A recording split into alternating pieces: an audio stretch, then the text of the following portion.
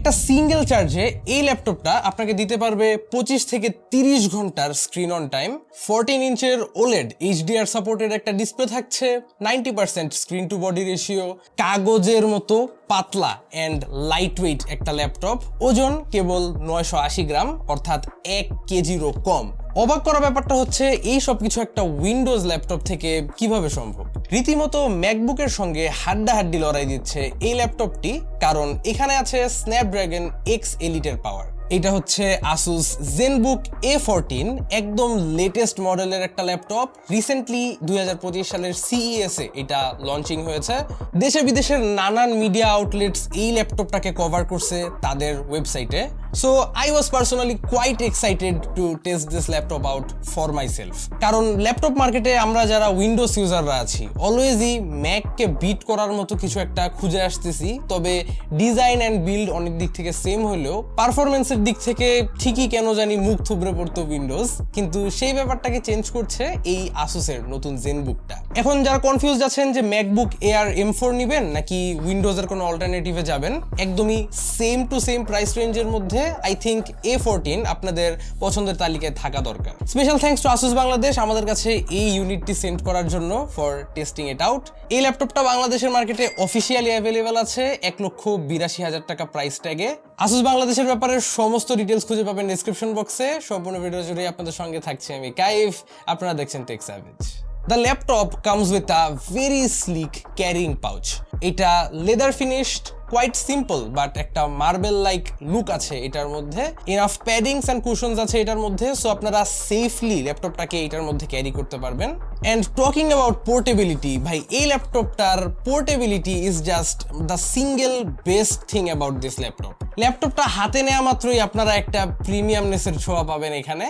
এই ল্যাপটপটার উপর তারা যে টেক্সচারটা ইউজ করছে, ভাই আই ডোন্ট নো আসুস এই জিনিসটা কিভাবে বানাইছে, but it's just so nice.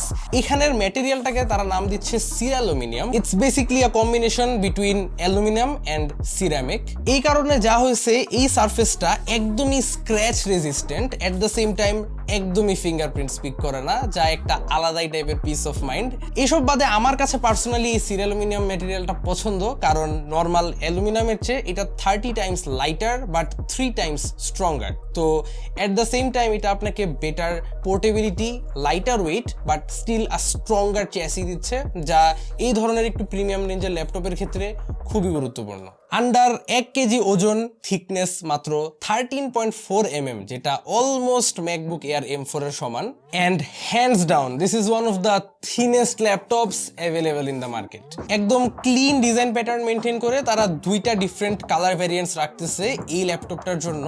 একটা হচ্ছে যা আমার হাতে দেখতে পারতেছেন, জাবরিস্কি বেজ কালার ভ্যারিয়েন্টটা, এটা আমার কাছে পার্সোনালি বেশি পছন্দ। আরো একটা কালার ভ্যারিয়েন্ট আছে, নাম হচ্ছে আইসল্যান্ড গ্রে। প্রপার অ্যাঙ্গেলে লাইট পড়লে এই বেজ কালার ভ্যারিয়েন্টটা বেশ এলিগেন্ট লাগে, তবে শুধু দেখতেই অ্যান্ড বিল্ডের দিক থেকে প্রিমিয়াম হলে কিন্তু হয় না। লিড ওপেনিং ক্লোজিং এর মতো ছোটখাটো ব্যাপারগুলো কিন্তু প্রিমিয়ামনেসে অনেক বড় একটা ইম্প্যাক্ট ফেলে।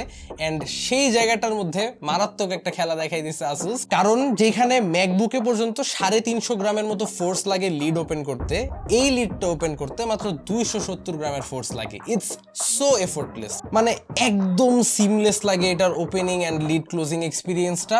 হিঞ্জটাও তারা ভালো কোয়ালিটি করছে, যে কোনো পজিশনেই হিঞ্জটা একদম প্রপারলি হোল্ড করতে পারে নিজেকে। তাছাড়া ডিসপ্লের কথা তো না বললেই না, as usual it's an OLED masterpiece. Asus তাদের এই টপ অফ দ্য লাইন গ্রেডের OLED ডিসপ্লেগুলোর নাম দেয় লুমিনা OLED। 14 ইঞ্চের ডিসপ্লেটার রেজলিউশন 1920x1080, অ্যাসপেক্ট রেশিও হচ্ছে 16:10।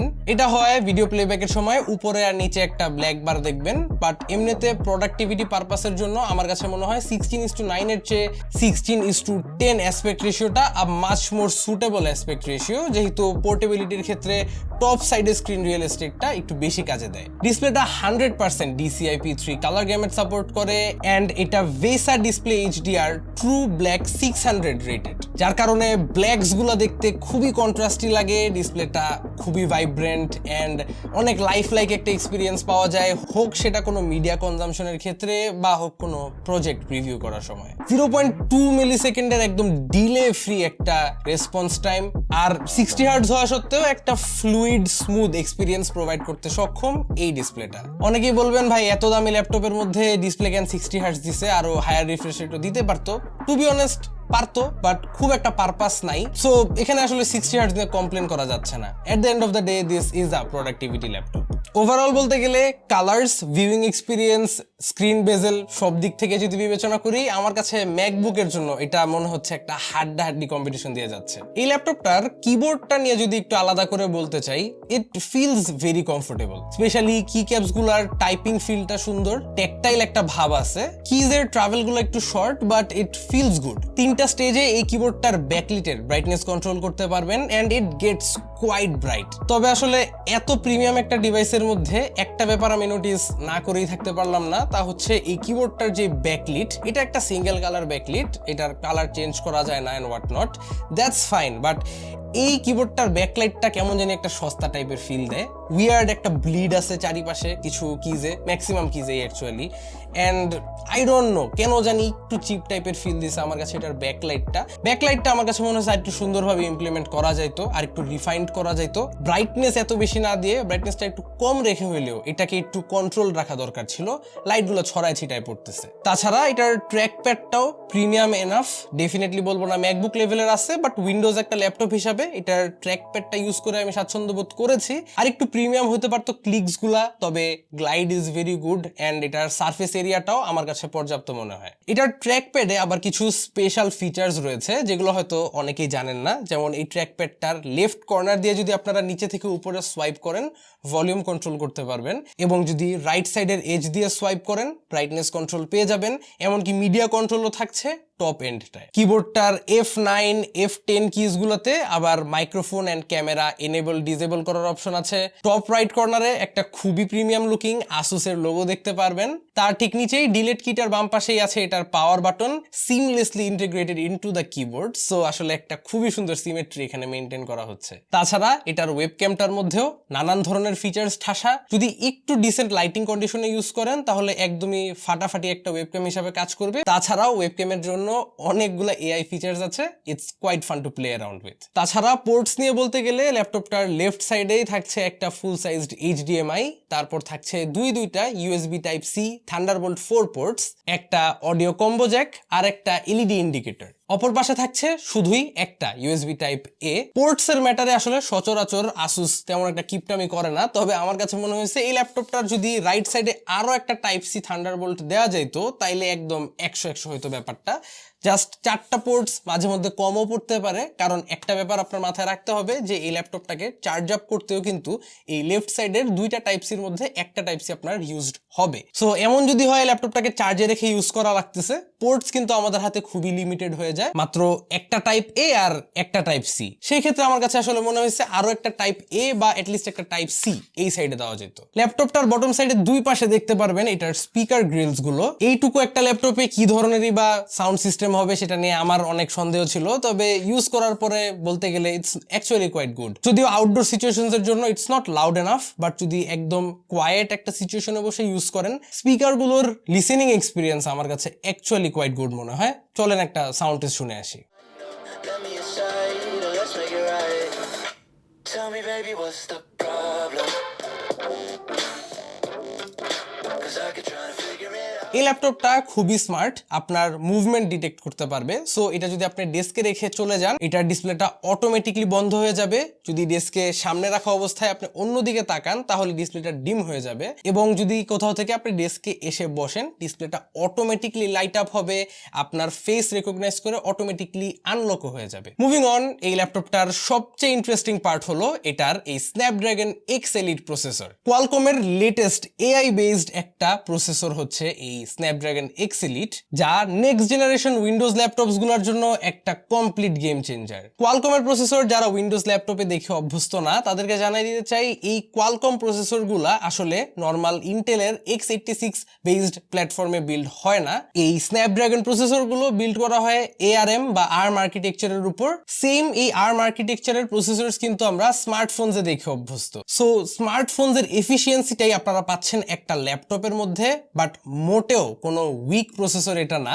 আমরা বেঞ্চমার্কিং করে দেখছি সিনেবেঞ্চ R23 তে মাল্টি কোরে স্কোর আসছে 8399, সিঙ্গেল করে আসছে 1000-এর উপরে। এখানে কোনো ডেডিকেটেড জিপিইউ থাকতেছে না। ডেফিনেটলি এই ল্যাপটপটা কোনো গেমিং ল্যাপটপ না। প্রসেসরটা 12 কোর 12 থ্রেডের হেক্সাগন NPU এটার মধ্যে আছে, যা 45 trillion operations per second execute করতে পারে। তাছাড়া প্রপার মাল্টিটাস্কিং যাতে করতে পারেন সেটা এনশিওর করার জন্য এখানে আছে 16 GB অফ LPDDR5X RAM। তাছাড়া স্টোরেজ হিসাবে পেয়ে যাচ্ছেন 1 টেরাবাইটের একটা PCIe Gen 4 NVMe। Crystal disk মার্কে আমরা এই SSD-টাকে বেঞ্চমার্ক করে রিড স্পিড পেয়েছি 6999, বেসিক্যালি 7000, আর রাইট স্পিড হচ্ছে 6000। সো একদমই পিক Gen 4 পারফরমেন্সটা আমাদেরকে দিয়েছে এই SSD-টা। মূলত এই ল্যাপটপটার প্রসেসরটাই প্রচুর পরিমাণ এফিশিয়েন্ট হয় এই ল্যাপটপটা ক্রেজি ব্যাটারি ব্যাকআপস দিতে পারে। আমরা কিন্তু রিসেন্ট এই বছর খানেকের আগে কখনো শুনিই নাই যে একটা উইন্ডোজ ল্যাপটপ 25-30 ঘন্টা ব্যাকআপ দিচ্ছে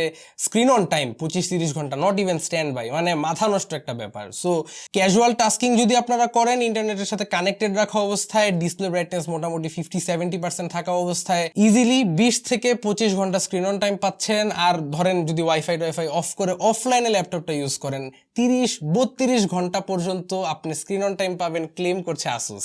আর ব্যাটারি ব্যাকআপ ভালো হবে নাই বা কেন, সারপ্রাইজিংলি এত লাইট ওয়েট এন্ড এত পাতলা একটা ল্যাপটপের মধ্যে তারা 70 ওয়াট আওয়ারের একটা ব্যাটারি দিতে পারতেছে। ল্যাপটপটাকে চার্জ আপ করাটাও খুবই কনভিনিয়েন্ট। বক্সে থাকা 90 ওয়াটের এই পাওয়ার অ্যাডাপ্টারটা দিয়ে আপনারা এই ল্যাপটপটাকে 1 ঘন্টার মধ্যে 60-70% চার্জ করে ফেলতে পারবেন। আর ফুল চার্জ করতে 1.5 ঘন্টার চেয়ে একটু বেশি লাগবে, আপনারা 1 ঘন্টা 45 মিনিটের মতো ধরে রাখতে পারেন। তাদের কথা হচ্ছে এই ল্যাপটপটাকে 50 মিনিট চার্জ করে আপনারা 15 ঘন্টা স্ক্রিন অন টাইম পাবেন আন্ডার আইডিয়াল কন্ডিশনস। আমার কাছে এটা একটু বেশি মনে হয়েছে, বাট আপনারা 10 ঘন্টা ধরে নিতে পারেন, 10 থেকে 12 ঘন্টা পাবেন in real life scenarios.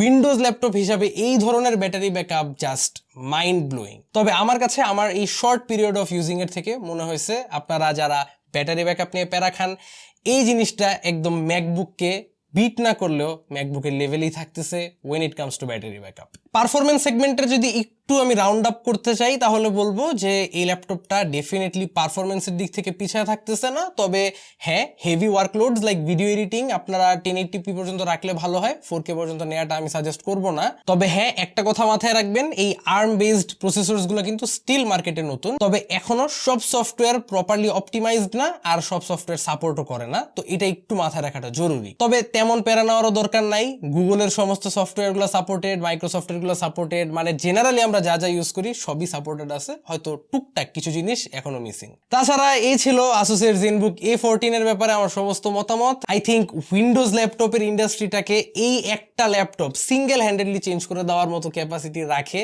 And latest MacBook air M4 এর সাথে যদি আপনি কম্পেয়ার করে দেখেন, একদমই সেম প্রাইস রেঞ্জে এটা পাওয়া যাচ্ছে। অনেক দিক থেকে ম্যাক আগায় থাকতেছে, অনেক দিক থেকে আবার ZenBookও আগায় থাকতেছে। তবে একটা দিক থেকে ডেফিনেটলি অ্যাডভান্টেজ পাচ্ছেন যে ম্যাকবুকের যেখানে কোনো অফিসিয়াল অ্যাপেল সাপোর্ট নাই, এই ল্যাপটপটার সঙ্গে কিন্তু 2 ইয়ারের Asus official warranty and 1 year perfect warranty থাকতেছে। তো এটা একটা এক্সট্রা প্লাস পয়েন্ট। সো আশা করতেছি যারা ম্যাক ওএস অ্যান্ড উইন্ডোজের মাঝখানে কনফিউজ ছিলেন যে আসলে কোন দিকে যাবেন, আই থিঙ্ক এই ভিডিওটা দেখে তাদের কনফিউশনটা ক্লিয়ার হয়ে যাওয়ার কথা। কোনো ধরনের কোয়েশ্চেন থাকলে অবভিয়াসলি আপনারা কমেন্ট করতে পারেন, আমি চেষ্টা করবো আপনাদেরকে উত্তর দেওয়ার। অ্যান্ড এটার পারচেস লিঙ্ক ডিসক্রিপশনে পেয়ে যাবেন। ভিডিওটা ভালো লেগে থাকলে চ্যানেলে সাবস্ক্রাইব করতে ভুলবেন না। আশা করি আবারও দেখা হবে আগামী কোনো ভিডিওতে। Till then, have a nice day, piece.